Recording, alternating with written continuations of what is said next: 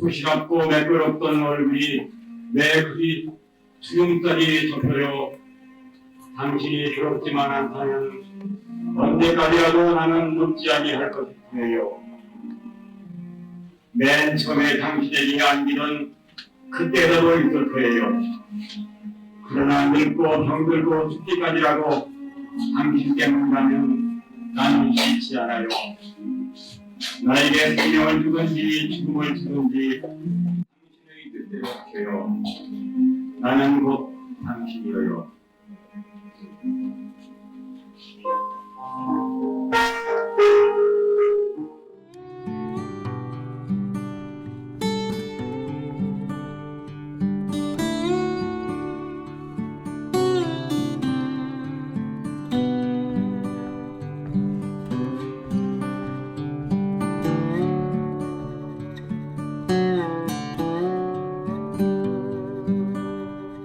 나한테 첫인상이 아주 이렇게 바짝 말라서 아주 수염도 이렇게 키우고 계셔서 아주 깐깐하게 보이는 인상이었는데 뭐 사실 모든 행동이 좀 깐깐하셨죠. 근데 대단히 부드럽게 말씀하시는 분이니까 그래도 하긴 뭐 올고도 무리죠. 근데 올곧다 하더라도 뭐 고집을 뭐 피우거나 뭐 그렇게 하는 분은 아니에요. 아주 굉장히 부드럽게 태도를 견지하시고 언행을 그렇게 하시는 분이에요. 그때 강 선생님 항상 거기서 이렇게 그야말로 고문 같은 역할을 해주시고 중심을 잡아주시고 이제 하여튼 강 선생님 참가할 때마다 항상 아주 올거든.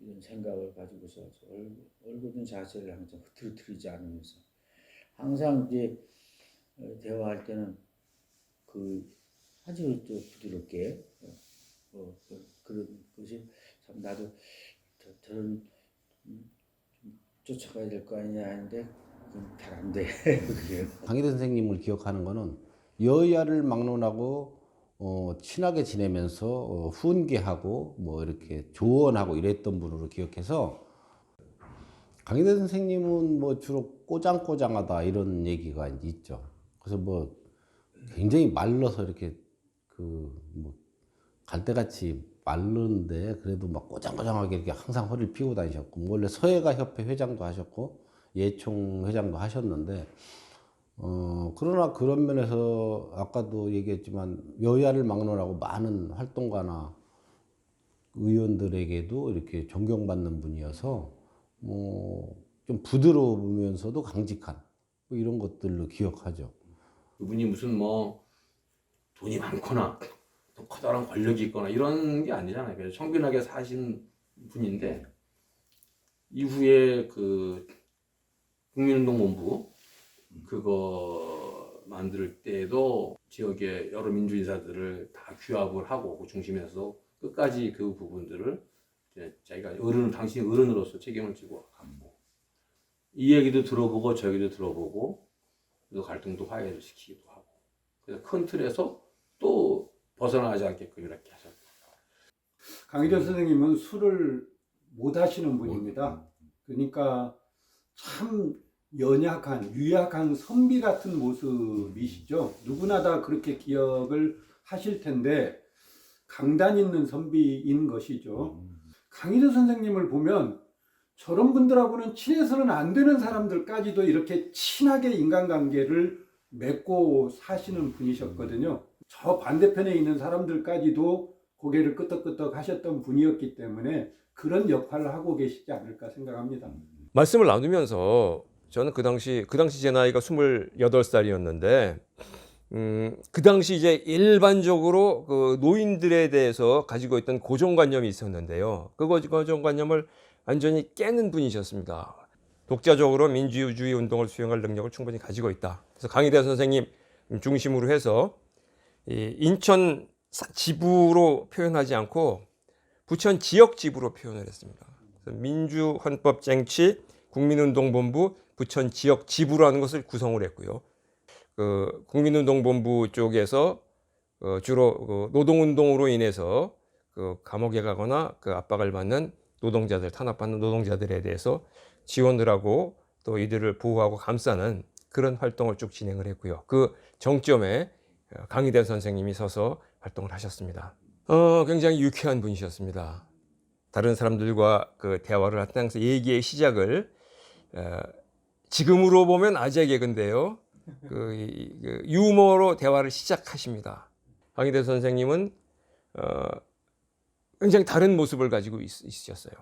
정확하게 이 세상에 대해서 그 옳고 그른 것을 말씀을 하시고요.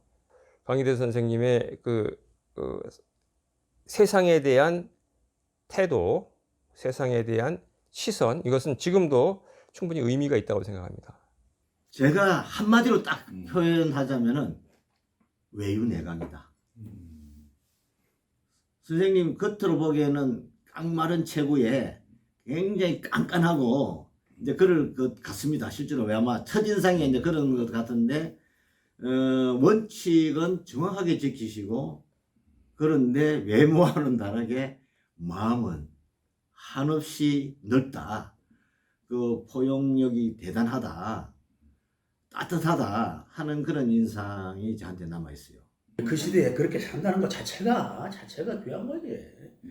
자체가 귀한 거고, 내가 저기서 이제는 뭐 70대 중반이 돼 보니까 두루두루 하다 보니까 사람들 눈에 아이고 저 강인이네, 아이고 저 꼴차분 인간 이렇게 보였겠지. 그 당시 사람들은, 다른 사람들한테는 그렇게 올곧게 산다는 것 자체가 그게 참 소금 같은 역할을 하신 거예요. 자기의 감정을 숨김없이 드러내시기도 하시고, 참지 않으시기도 하시고, 뭐 그러니까 올곧게 하시고, 뭐 그러니까 이 껄끄러운 면들이. 상금을 받으셨다고 그러면서 100%를 다 저한테 한 푼도 안 쓰시고 다 저를 줬어요. 주시면서 가장 어려운 노동자들에게 쌀을 사줬으면 좋겠다라는 부탁을 하시더라고요. 모란공원에다가 이제 그 김경숙 묘를 우리가 이제 하기로 했죠. 우리가 묘비를 세우려고 하니 글을 좀 써주십사 이랬더니 아이 영광이라 그러면서 흔쾌히 글을 써주셨죠. 그래서 지금도 모란공원 가서 우리 김경숙 묘비를 보면 그 강희대 선생님 이름이 있습니다. 글 강희대 시 고은 이렇게 있어요. 네. 성격은 글쎄요, 좀 인품은 좀 강직하고 검소하고 늘 그러셨죠. 그래서 우리 도단리로 이사를 오셔서 이웃으로 살았죠. 그래서 그 인연이 벌써 60년 전후가 되니까 60년 환갑이 지난 그런 오랜 세월이 됐네요. 그래서 그야말로 같은 이웃으로 공동체 식구로 같이 제가 어릴 때부터 따르고 같이 일하고 그랬습니다. 우리 강희대 선생님이 아주 고든 분이다. 어떻게 또 그 당시에 세무서에서 일하면서 그렇게 올곧음을 지킬 수 있었는지 그건 참 강희대 선생님이 아니면은 가능한 일이 아닌 그런 거라고 항상 생각을 해왔습니다. 우리 강 선생님은 강인함과 더불어서 이렇게 사람을 배려하고 이해하고 포용하는 그런 힘이 있으세요. 강희대 선생님은 원칙주의자면서 또 실천가로 생각을 합니다. 우리 부천의 그 민주화운동 시기에 그 어려운 때 기꺼이 좀 기둥이 돼 주시고 또 그 그늘 아래서 많은 사람들이 힘을 얻고 일할 수 있었던 게 아닌가 생각을 합니다. 항상 빈자리가 더 크게 느껴지고 아쉬움을 많이 느낍니다.